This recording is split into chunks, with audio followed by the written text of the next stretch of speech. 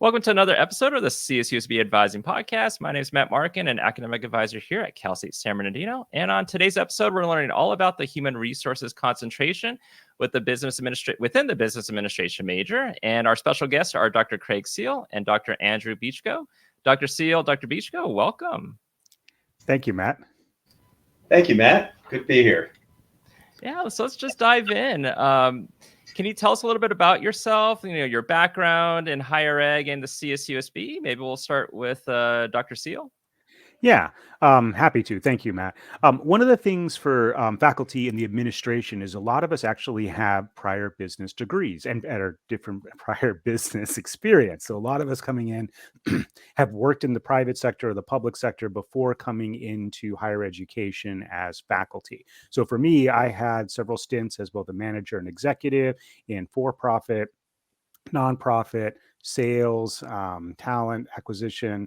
And so that experience has kind of helped drive me a little bit in terms of what I draw on when I teach classes. And then my educational background is I've got my doctorate at George Washington in organizational behavior and human resource development. And I've been at Cal State San Bernardino for the last 10, 11 years and mostly teaching in organizational behavior and in our HR programs, both at the undergrad and graduate level. Awesome. Thanks, Dr. Seal. Dr. Beechko? Yeah, thanks, Matt. Well, I am an attorney. I am a practicing attorney in the state of California and in the federal bench. Upon getting my license, I worked as an in-house counsel for a major corporation of about 11 billion in sales, about 63,000 employees, and I did that for about 10 years. And then after leaving that, I went into private practice, which I'm currently in. I spend a significant amount of time in court. I also represent business clients, a variety of business clients, local, small and medium-sized businesses and organizations.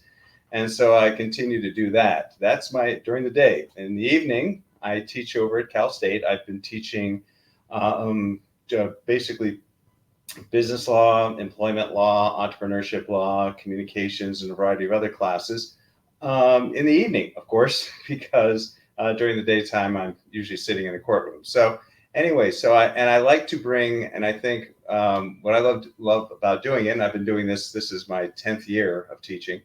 What I love to do is bring in the life experiences, what's going on, and bring that into the classroom and into its relevance. So I've really enjoyed it. It's been a really great experience for me to be at Cal State. Yeah, so you both have a lot of experience, a lot of knowledge that you're bringing into the classroom.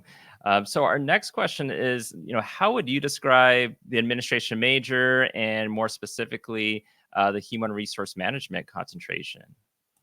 So the administration, and it's a little different in our college than in some of the others, because our major is actually very integrative.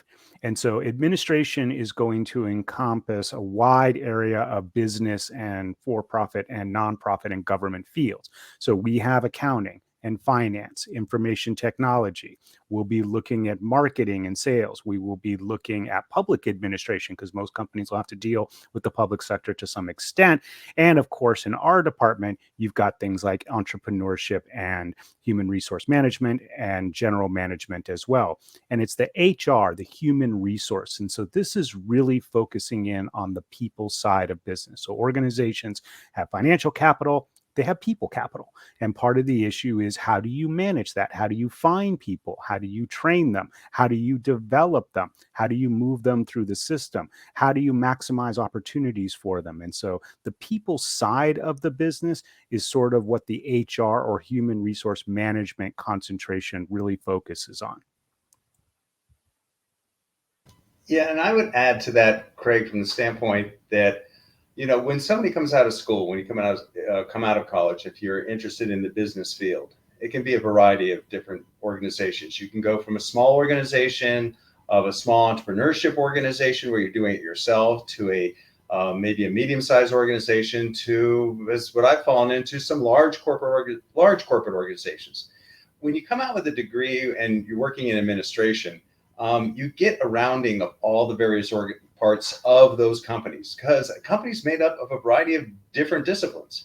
And to be able to go in and understand what, say, manufacturing is doing, what sales and marketing is doing, what are these other areas doing, I think is a great experience that you'll get and you get out of the administration background.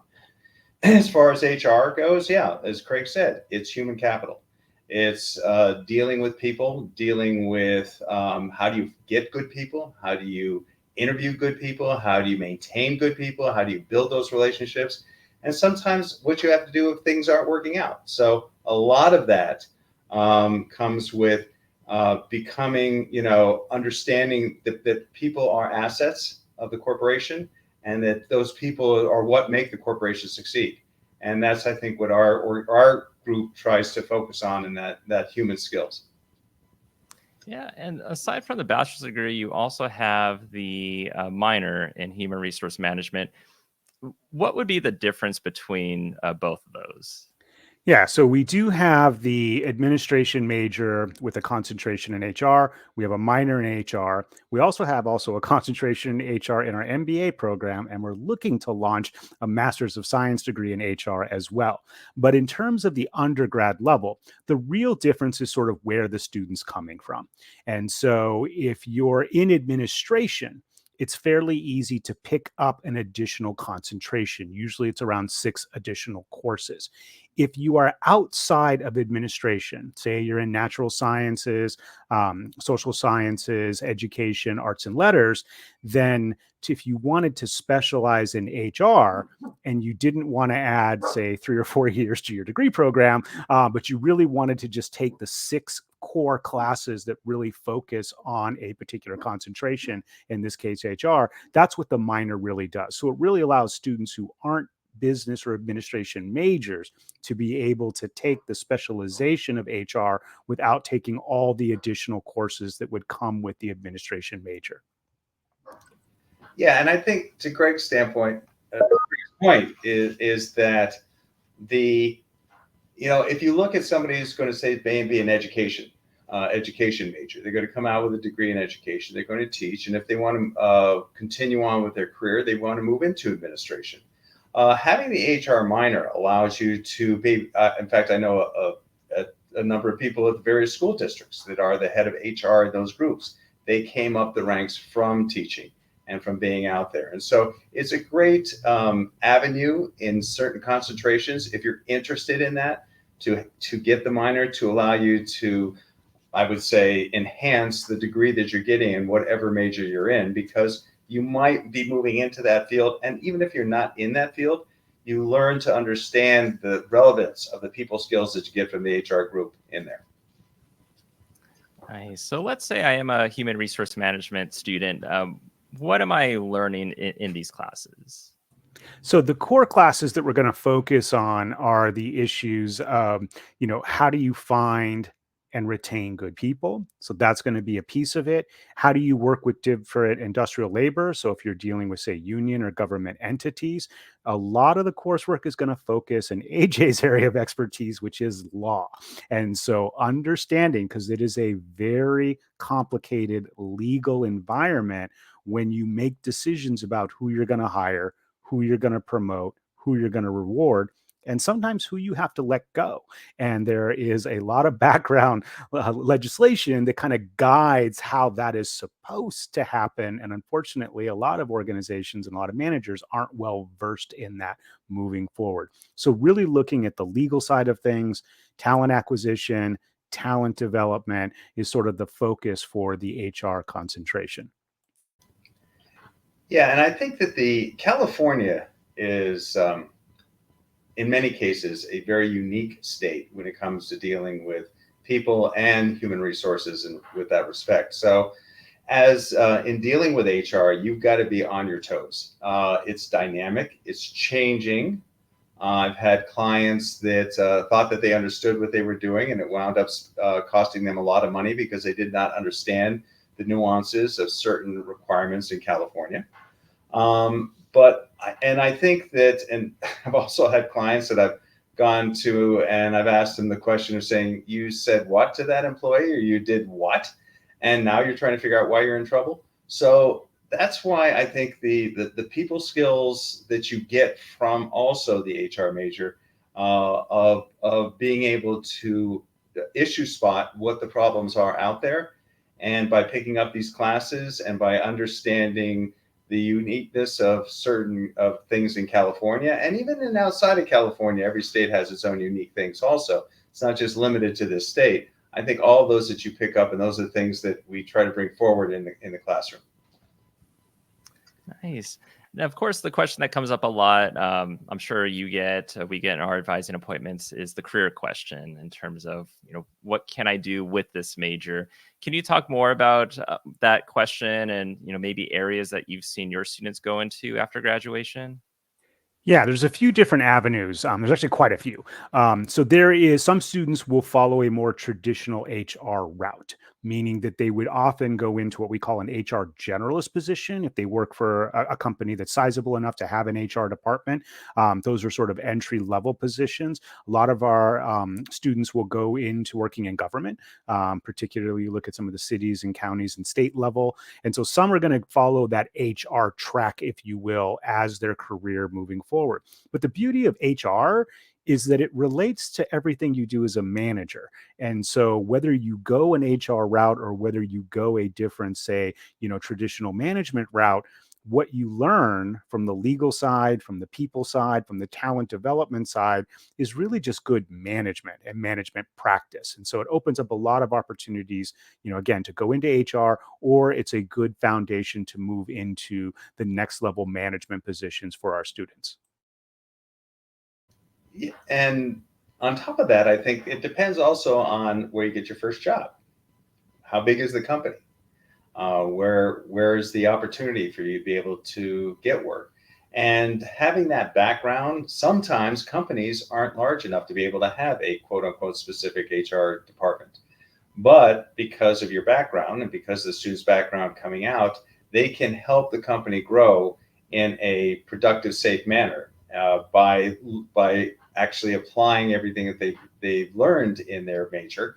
And they might be a director, they might be the director of sales, but have an HR minor, and therefore taking on those responsibilities also as the company grows, and then they can finally come up with an HR department. So the background, I think, as Craig, and I can't emphasize enough, really helps you with people skills when it comes to management. And in anything that you do, you're going to have the right people skills, and that's kind of understanding the understandings that we try to foster through our department. And let's say as students listen to this and they're like, well, this sounds very interesting. I'm kind of leaning towards maybe declaring this as my concentration, as my major in business, but maybe they're still on the fence of it. Do you have any suggestions for that student? Yeah, it's funny. AJ and I just discussed this last week. The philosophy we take is the best major is a done one.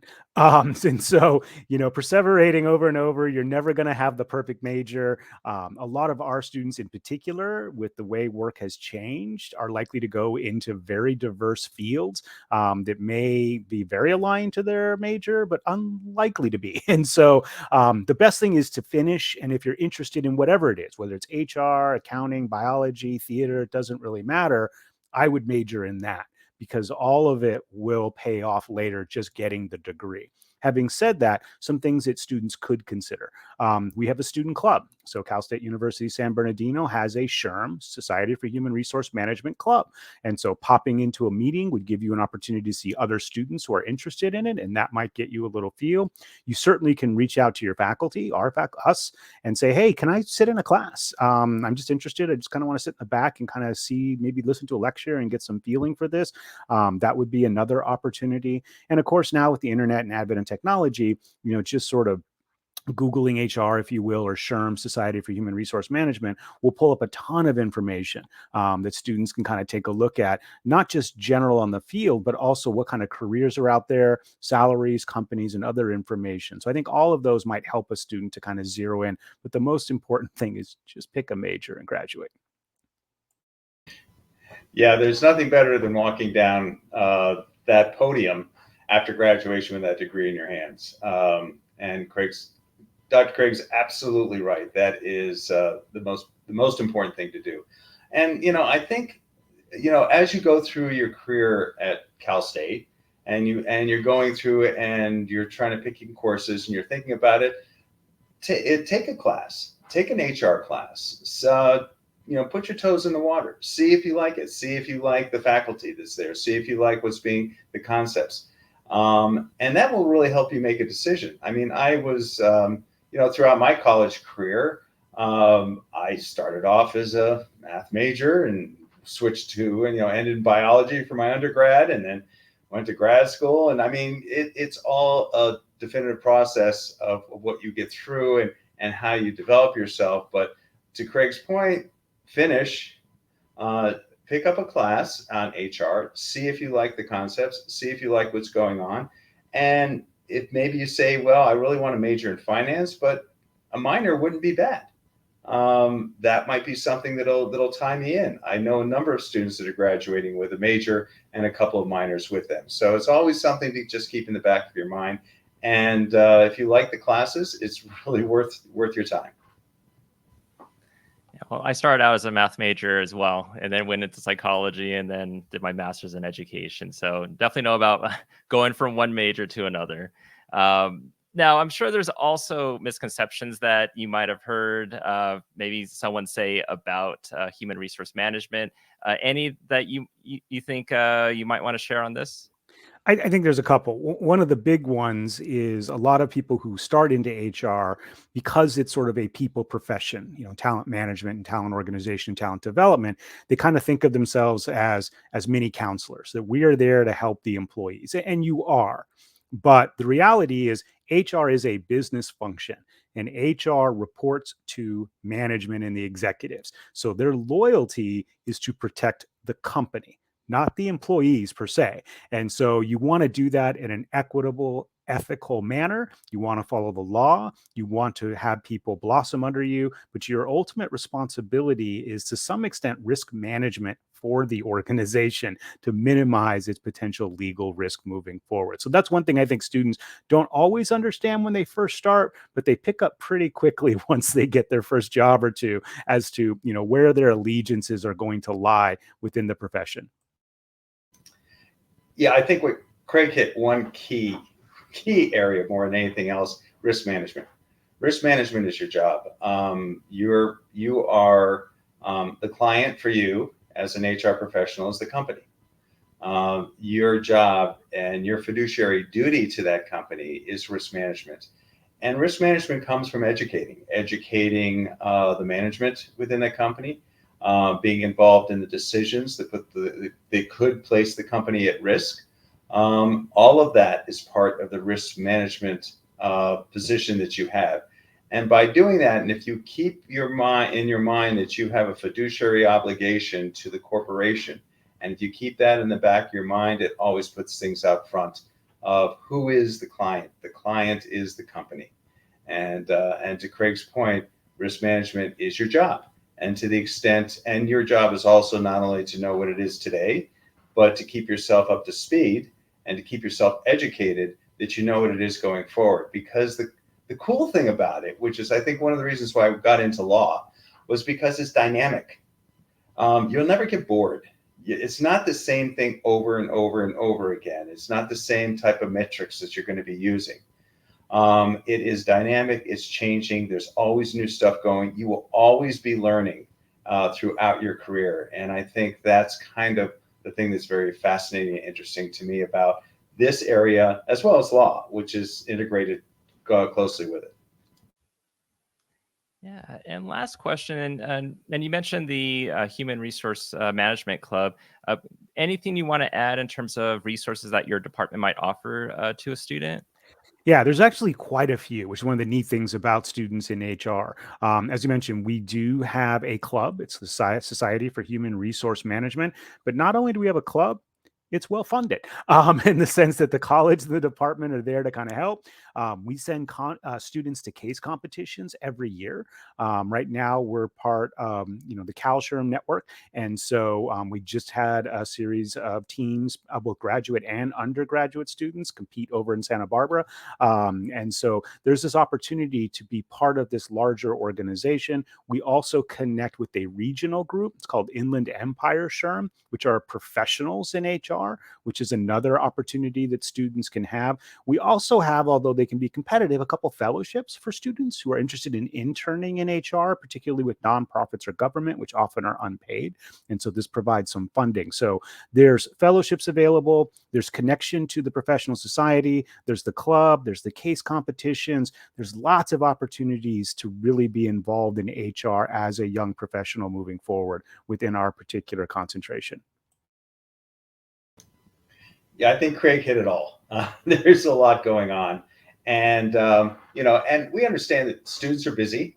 They have a lot of things on their plates. Many of them are, working while they're going to school.